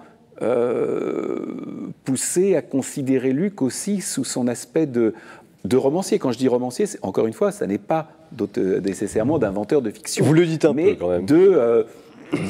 D'arrangeur, de narrateur, de scénariste. Mais alors, à la fin, bon alors, on ne va pas raconter le livre, hein, il faut le lire, mais il y a une sorte d'apologie, vous entrez dans le christianisme, et puis après, en deuxième partie, ce que vous appelez le point de vue de l'adversaire, vous faites l'enquête, et là, il ne reste pas grand-chose quand même. C'est-à-dire ? Eh bien, il ne reste pas grand-chose de l'Église catholique, parce que vous démontez un certain nombre de croyances, la Vierge Marie... sur l'appui d'exégèse. Hein. Donc à la fin, on se dit, c'est vraiment un livre assez dérangeant de ce point de vue. Et je voudrais avoir le point de vue de François-Xavier Bellamy sur justement ce passage, cette entrée dans le christianisme, puis qui est en même temps extrêmement critique, très stimulante, très intéressante, mais très critique. Ce qui est frappant, c'est qu'il se termine par, là encore, on ne va pas... Il ne faut pas parler de la fin, parce que... Mais par un point d'interrogation, presque, même s'il n'est pas matérialisé de cette façon-là. En tous les cas, par quelque chose que la théologie négative appellerait un aveu de non-savoir, enfin une façon de reconnaître qu'il n'y a pas de savoir possible. Et du point de vue d'ailleurs de la philosophie, c'est évidemment la question de la foi qui est mise en jeu, parce que avoir la foi, ça veut dire croire, ça veut dire reconnaître qu'on ne sait pas. de la même façon que croire... il me semble qu'on peut reconnaître qu'on ne sait pas sans avoir la foi le moins du monde. Bien sûr, évidemment.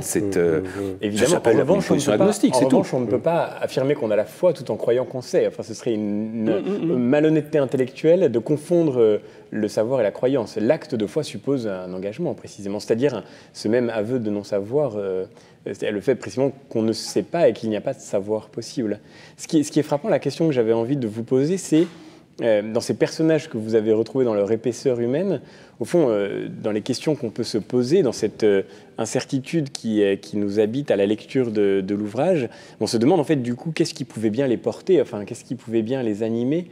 Et c'est ça qui est très frappant, je trouve, dans le fait de redécouvrir au-delà des lieux communs de la lecture, des textes sacrés, de retrouver ces personnages dans leur épaisseur humaine.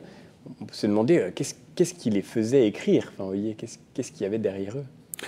Le personnage principal autour duquel tourne mon livre n'est d'ailleurs pas Luc, qui est plutôt le narrateur, celui qui joue un peu le rôle du docteur Watson, si vous voulez, dans les aventures de Sherlock Holmes. Le grand personnage, c'est Paul. Et au fond, Paul, à la différence de Jésus, on le connaît très bien. On a ces lettres dont au moins les 2/3 sont admises comme authentiques par les critiques les plus sourcilleux. Donc, et ces lettres sont quand même des écrits à la première personne, extraordinairement vivants, absolument pas compassés, ni rhétoriques, enfin où vraiment un homme vous parle. Donc ce que croyait Paul et même la façon dont il l'exprimait, on y a un accès direct, ce qui est somme toute en fait un document très précieux et sans autre exemple même dans le Nouveau Testament. Et au fond, à quoi croyait Paul, il croyait à la résurrection, à la fin du monde imminente.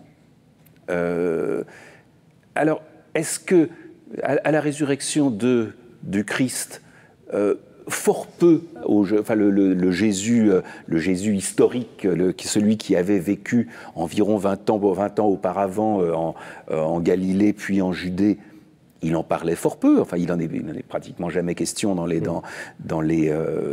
lettres. C'est d'ailleurs pour ça que j'ai eu envie d'imaginer, à partir d'une hypothèse qui est hasardeuse mais pas totalement invraisemblable, qu'à un moment, Paul s'étant retrouvé emprisonné donc en Judée après avoir été à Jérusalem, ayant été comme ça pendant 2 ans, étant accompagné probablement de Luc, qui apparaît comme narrateur des Actes des Apôtres, puisque Luc dit qu'il a fait une espèce d'enquête, c'est ça c'est vraiment le programme qu'il donne à son évangile, je me suis dit, au fond, il est possible que Luc ait mis à profit ces 2 ans passés aux côtés de Paul, à quelques kilomètres ou quelques dizaines de kilomètres de Jérusalem, pour mener une espèce d'enquête 20 ans plus tard auprès de gens qui avaient connu ce Jésus réel, qui avait marché sur des chemins, vécu au coude à coude avec des gens encore vivants, dont Paul parlait si peu. Alors, j'entends. Arnaud, vous êtes historien de métier. Enfin, comment vous jugez, quand vous analysez la méthode d'Emmanuel Le Carrère dans cette recherche, justement? C'est tout le problème de ce livre, me semble-t-il, le débat. C'est que retenir de ces fragments de textes, témoignages, pas témoignages, inventions. Vous dites quand même que Luc est un formidable romancier. Donc, quand je dis il ne reste pas grand-chose par rapport, pas sur le christianisme, mais sur l'Église catholique, parce que beaucoup de choses qui fondent la foi catholique explosent. Donc, comment ce débat, justement, tout ça repose sur les sources. Comment, comme historien, vous recevez Alors, je ne suis pas un spécialiste de ce débat-là. Enfin, j'ai lu un peu Renan, enfin, c'est un grand et vieux sujet. Je suis assez d'accord avec ce que dit François-Xavier Bellamy sur le fait qu'il y a quand même cette force d'entraînement du christianisme qui est un fait historique en soi. Et même cette sorte de durée extraordinaire de l'Église, dont vous parlez d'ailleurs dans votre livre. Donc, d'une certaine manière, même quand on s'attaque aux sources notamment écrites du christianisme, finalement, on n'arrive pas toujours nécessairement à s'en sortir, parce que l'histoire du christianisme est si englobante, et la force d'énergie qui fait se distingue dans l'histoire, qui a une sorte de fait historique en lui-même, une sorte de miracle, on peut dire, de l'existence de l'Église, et quelque chose d'impressionnant et qui ressort quand même du texte d'Emmanuel Carrère. Et alors, il y a quelque chose, alors chacun lit, s'approprie un peu le livre, mais moi la fin je l'ai interprétée de manière un petit peu différente. J'ai eu l'impression que ce que vous ne saviez pas, c'est si vous en aviez fini avec Dieu. Et j'imagine Claudel, imaginons que Claudel soit parmi nous, une sorte de fantasme un peu étrange, et j'imagine Claudel vous prenant par les épaules, lisant avec beaucoup d'intérêt votre livre, et vous disant, mais enfin, vous savez bien que vous avez la foi. J'imagine tout à fait cette scène. Vous savez, on parlait il y a tout à l'heure, à propos de l'école, on parlait de la tyrannie du présent. Et je pense qu'il faut aussi se garder d'être convaincu que le présent a toujours raison et que ça vaut pour les individus comme pour les civilisations. On se dit toujours que c'est au moment où on parle qu'on est dans le vrai, qu'auparavant on était vraiment agité par des illusions, des superstitions, des choses comme ça. Il est bien évident que j'ai vraiment écrit, je pense, un livre qui n'est vraiment pas un livre de foi, mais qui est un livre de bonne foi, j'espère. Mais ce que je dis du christianisme, je ne me figure pas une seconde que ce soit une vérité. C'est au mieux ma vérité d'aujourd'hui. Et qu'elle puisse changer dans les années qui viennent, c'est tout à fait plausible. En attendant, vous avez quand même une méthode, je dirais, presque scientifique. Vous prenez des fragments avec un microscope, l'apport de tel ou tel exégète, vous dites le Magnificat, par exemple, la grande prière attribuée à la Vierge Marie, vous dites invention, probablement invention. Non, je dis que c'est un collage. Oui, un collage, bon. Et ainsi de suite. Si vous voulez me faire dire que je ne pense pas que je veux rien vous faire dire, que la Vierge Marie était vierge, ni qu'elle ait prononcé ses paroles. C'est pas la question. Oui, c'est vrai, mais c'est pas. C'est pas la question. Je ne juge pas ce que vous dites ou croyez. Simplement sur la méthode de travail. Est-ce que finalement la minutie que l'on a sur des fragments, c'est pour ça que ne confine pas un certain fondamentalisme en disant ça, c'est absolument certain. Tout le reste, c'est quasiment probablement faux ou inventé. Mais qu'est-ce qu'on en sait en définitive? Entre ce qui est absolument certain et ce qui est probablement faux. Il y a très peu de choses qui sont absolument certaines. Alors, il y a vraiment très peu de choses qui sont certaines. Oui, mais qu'est-ce que ça veut dire? Établissait très bien cette espèce de gradation entre le certain, ce qui est très peu, le plausible, le probable, le douteux, le carrément impossible. Mon livre se meut, disons, dans la zone du pas impossible, pour l'essentiel. C'est-à-dire, non, il y a très peu de choses qui sont données pour certaines. Il me paraît certain, par exemple, contrairement à ce que peuvent dire certains athées idiots qui se trompent de cible, que Jésus a existé, qu'il a effectivement été crucifié. Qu'il ait été ressuscité est une autre affaire, mais nier qu'il ait vécu et ait été crucifié sous Tibère, je ne vois même pas en quoi ça fait progresser l'analyse, Emmanuel Carrère, la décision de dire ça, c'est certain, ça, c'est pas certain, fondée sur des éléments scientifiques, historiques, etc. Évidemment, j'admets tout à fait ça. Mais d'un autre côté, qu'est-ce qui permet de dire, je pose aussi la question à nos invités, que ce qu'on met comme probable, possible, inventé, est complètement en dehors de la plaque? Parce qu'il y a aussi l'inspiration, la notion d'inspiration. Et que finalement, on arrive à une synthèse globale qui n'est peut-être pas totalement fausse non plus. Qu'est-ce que vous en pensez, François-Xavier Bellamy, cette espèce de basculement entre... Ce qui est vrai, c'est que moi, je ne suis pas du tout historien, pour le coup, donc je suis vraiment incapable de parler de la question des sources d'une façon pertinente. Ce que je trouve passionnant, c'est le dialogue entre l'Écriture sainte, par exemple, ou les évangiles, et la figure d'un Nietzsche. Nietzsche écrit la généalogie de la morale avec la volonté de raconter une autre histoire. Parce que pour Nietzsche, il est impossible de démonter l'évangile par des arguments. Ça n'a aucun sens. Il faut raconter une histoire. Et il faut en fait choisir le point de départ de l'histoire. C'est pour ça qu'on veut parler d'un acte de foi qui est posé par chacun, de fait. En lisant les évangiles, et c'est la magnifique expérience que vous nous donnez de refaire, nous sommes tous renvoyés à une question qui appartient à chacun d'entre nous. Est-ce que nous voulons croire que cette histoire raconte quelque chose qui correspond à une réalité que nous vivons aussi aujourd'hui, à notre expérience, ou est-ce que nous voulons croire qu'au contraire elle est fausse? Et je crois que c'est une question qui ne se tranche pas de façon positiviste uniquement par des débats de sources. C'est une question qui nous renvoie à nos propres incertitudes. En tous les cas, a la possibilité de faire un acte de foi dans un sens ou dans un autre. Et il y a cette extraordinaire façon de le raconter, parce que c'est ça qui est extrêmement fort dans ce livre. Je ne sais pas comment vous avez reçu cette espèce d'approche du romancier, justement, par rapport à un sujet de débat, un sujet de foi, un sujet très sensible. Arnaud Tessier. Oui, c'est passionnant à lire, parce que il y a des rebondissements, mais une sorte des rebondissements. Encore une fois, il y a des phases dans le livre, et puis il y a une analyse très critique à un moment donné des sources, mais on a quand même l'impression que du début à la fin, c'est quand même toujours la même histoire. C'est-à-dire, je crois que Mauriac disait qu'il y a deux rapports à Dieu. Il y a un rapport qui est collectif, qui est celui de l'Eucharistie, la communion de l'Eucharistie, qui est plus ecclésiale, et puis il y a un rapport à Dieu qui est profondément intime et qui est étrange quelquefois. Et on a l'impression quand même que c'est toujours cette histoire-là. Hein. Vous reconnaissez tout à fait. Tout à fait. Non, j'ai tendance aussi, si vous voulez, me trouvant sur un terrain plutôt chrétien, à ne pas... comment dire, à ne pas accepter qu'on me dise en fait vous êtes chrétien en réalité. C'est pas ce qu'on a voulu dire. Donc à ce moment-là, j'en rajoute, je dis ah non, c'est complètement un livre d'un croyant, etc. Mais bien sûr, c'est le livre de quelqu'un qui est quand même un peu travaillé par cette histoire-là. Évidemment, on passe pas des et qui, années je de pense, sa vie. est vraiment aussi. Et je pense aussi qu'il y a de l'amour pour cette histoire aussi. Enfin, je veux dire que j'aime ça.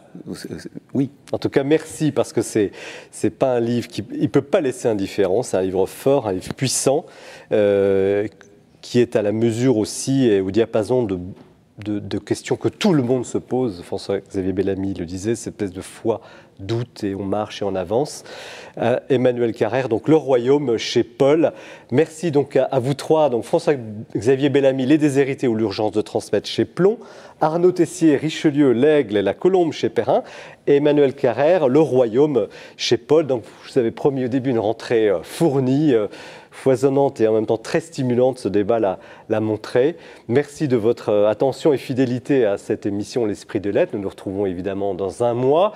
Et puis chaque moment, vous pouvez regoûter des morceaux de cette émission sur les différents sites des trois producteurs, donc KTO en premier lieu, Le Jour du Seigneur et La Procure. Très bonne soirée, merci encore et à très bientôt.